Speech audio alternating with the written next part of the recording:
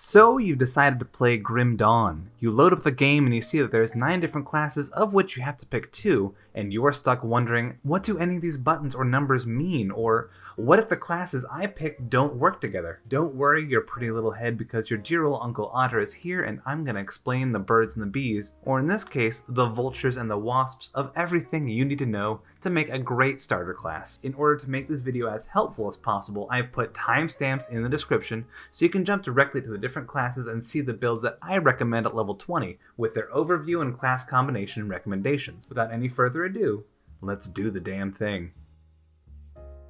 Starting off with Soldier. Soldier is by far the beefiest class in the game, with heaps of health buffs as well as the best shield utility in the game. Soldier has a few build paths, but almost all of them devolve into whacking something with a stick until it dies, which ain't bad if that's your cup of tea.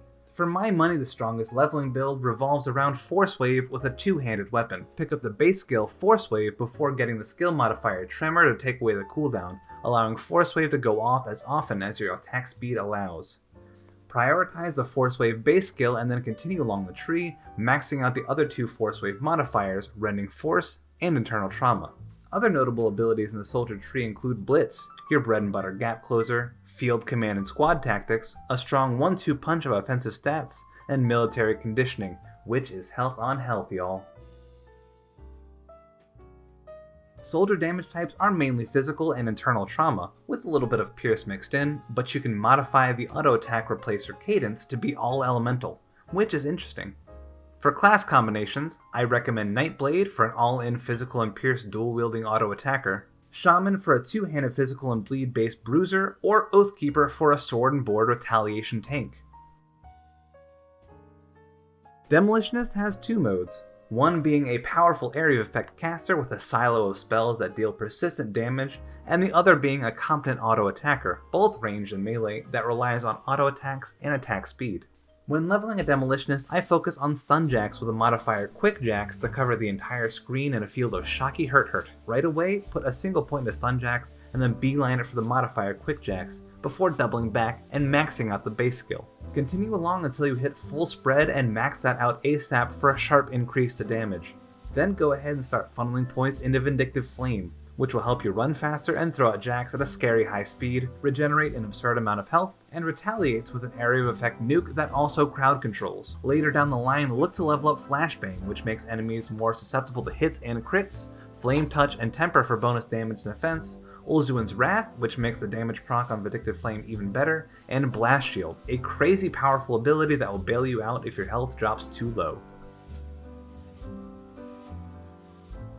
Demolitionist has heavy support for fire damage as well as very strong support for lightning damage, but it also has light physical and chaos damage support. For class combinations, Shaman makes for a great fire lightning zone of death caster, Inquisitor is likely the single strongest ranged auto attacker, and Oathkeeper goes all in on fire and physical damage for a versatile melee caster.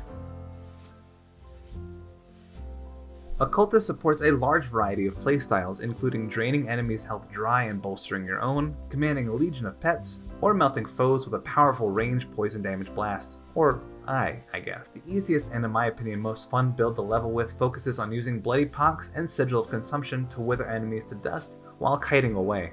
Go straight for Bloody Pox and max it out ASAP, then put 5 more points in the Occultist Mastery and start maxing out Sigil of Consumption. These 2 abilities should offer more than enough damage to clear out large swaths of enemies.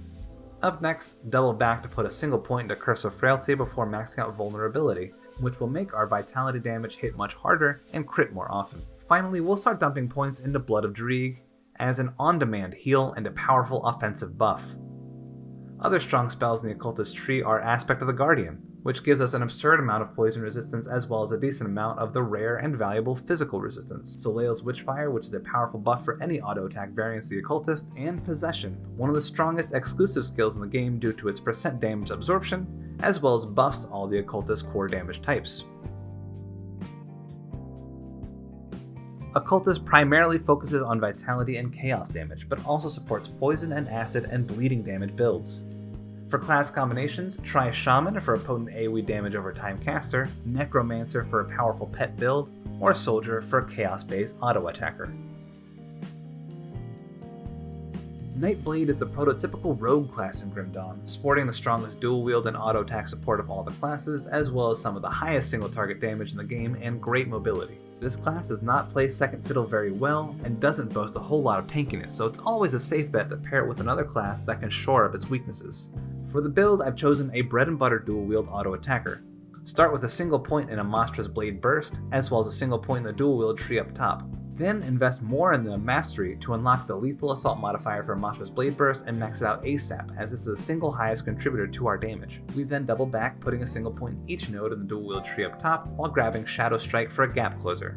A maxed out pneumatic burst gives us a strong on-demand heal, as well as boosting our total speed by 14%, letting us attack faster and move faster as well. Finally, Veil of Shadow with a maxed out Knight's Chill shreds pierce and cold resistance while doing ambient damage, helping us clear out weenies. Other notable skills in Nightblade Tree include Blade Barrier, which puts your character into stasis, allowing you to be immune while you wait for valuable cooldowns to return, and Blade Spirit, which supplies decent ambient damage and it's great for proccing devotions.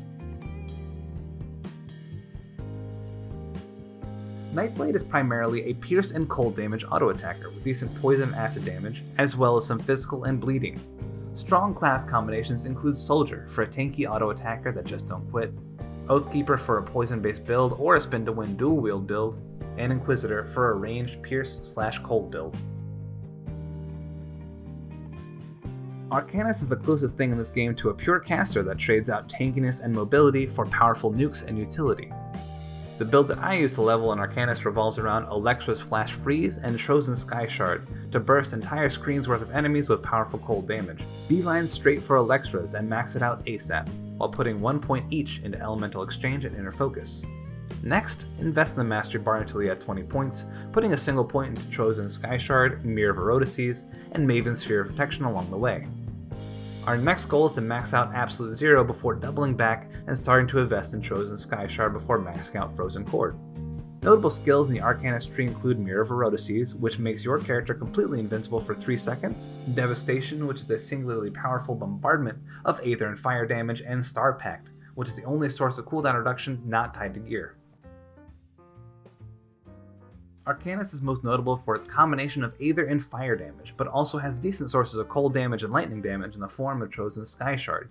Strong class combinations include Necromancer for a tanky and versatile caster, Shaman for a powerful cold and lightning caster, and Demolitionist to go all in on the fire and Aether damage. Rounding out the classes included in the base game, Shaman is a versatile class that can take the lead in your build or can play support depending. Shaman also supports a variety of playstyles, including a two-handed auto attack or primal strike build, a bleed vitality based caster, or even a powerful pet based build. For the leveling build, I utilized Devouring Swarm for great AoE clearing and sustain, and Grasping Vines that capitalize on the bleeding resistance reduction provided by Swarm. First things first, max out Devouring Swarm ASAP, as it will have no problem cleaving through everything. Next, go up to level 5 in the Mastery and start maxing out Grasping Vines while putting a single point to Mogdragon's Pact. Keep following the Mastery path before maxing out Heart of the Wild for the absurd boost to your health total. Finally, at the level 20 Mastery tier, we pick up Wendigo Totem for sustained vitality damage and even more sustain. Shaman is first and foremost a lightning-based class, able to approach that role as either a melee attacker with Savagery or Primal Strike, or as a caster with Wind Devil and Storm Totem. But it also supports bleeding and vitality damage very well and can bolster certain pet builds to new heights. Strong class combinations include Occultist for a powerful vitality and bleed-based caster, Necromancer for hordes of savage pets, and Soldier for two-handed toe-to-toe fighting. Leading the DLC class parade is Inquisitor, which is often cited as the best support class, and with all of its buffs and debuffs, it's easy to see why. But Inquisitor is not solely a support class. With its 3 ranged attack procs and buffs that provide flat attack speed, Inquisitor is the core of the strongest range build in the game. Beyond that, Inquisitor has a slew of elemental-based spells that are crazy powerful and can be the primary spell of many caster builds. For this leveling build, we are focused on using Word of Pain, an AoE dot that can easily clear entire hordes by itself with a single click. Right away, we start maxing out Word of Pain as soon as possible.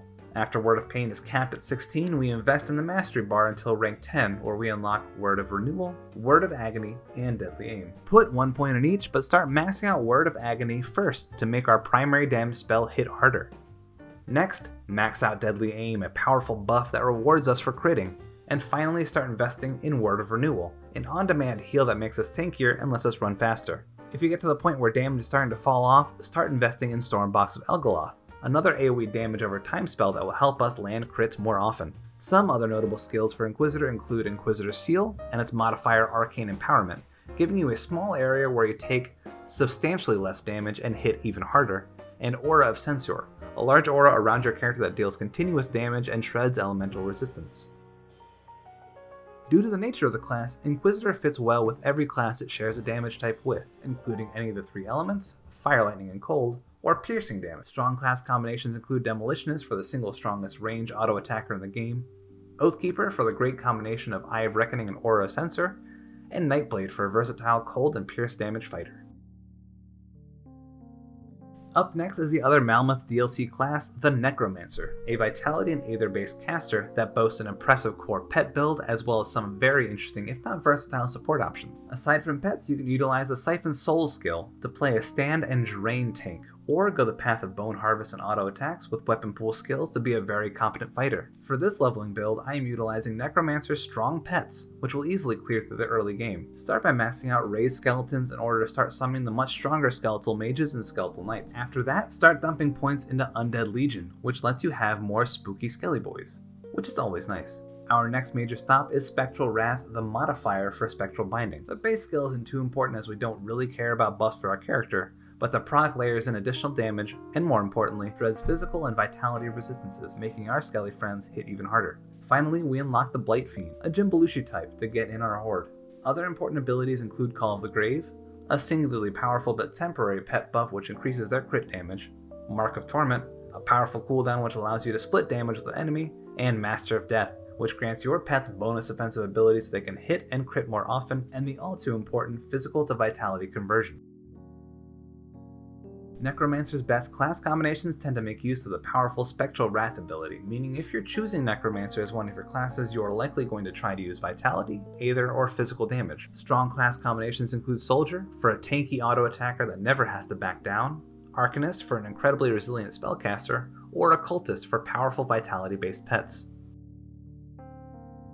Last but not least is the only class released in Forgotten Gods, the Oathkeeper, which can be a sword and board retaliation-based fighter, a tanky mobile caster, or my personal favorite, a spin-to-win type of guy. Sadly, Oathkeeper is not the quickest class to level in my experience, as I tend to use Eye of Reckoning, which requires a few levels to really get off the ground. Instead, I recommend starting with a combination of Aegis of Menhir and Virus Might. First, start with a single point in Aegis of Menhir. Eventually want to max this skill out, but for now, leave it at 1 point so we can start working towards Reprisal, which makes your shield bounce between multiple targets. After we max out both nodes, start working towards Virus Might, which will double as a mobility spell and a major source of damage. I invest heavily in the skill, but I also make sure to pick up Ascension relatively early, as even a single point will give you a strong cooldown that will make you much more resilient. Other notable Oathkeeper skills include the Guardians of Empyrean, permanent invincible pets that are great devotion proccers and can reduce resistances, either fire and physical, or poison and vitality depending on whether or not you picked up the transmuter. The Eye of Reckoning tree, which is the spin-to-win ARPG staple and a personal favorite of mine, and finally Path of the Three, an exclusive skill that converts a portion of physical and fire damage to acid damage and includes cooldown reduction, a stat that's exclusive to certain pieces of gear.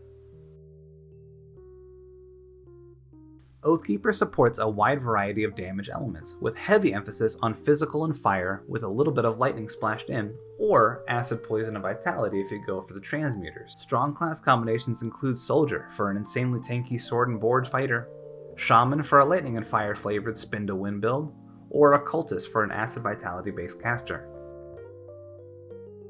With that, we've covered all 9 classes. I hope that gives you a good jumping off point to start in earnest and really start experimenting with the game and see what works for you and what's fun for you. If you have any questions about the game, I'm always happy to go out of my way to give the most complete answer possible. And if this is your first video of mine that you've seen, please check out my other stuff. I put a ton of effort and love into those videos, and I think it shows. Or if you simply found this video helpful and useful, please like and subscribe and ring my thing. It would mean a lot.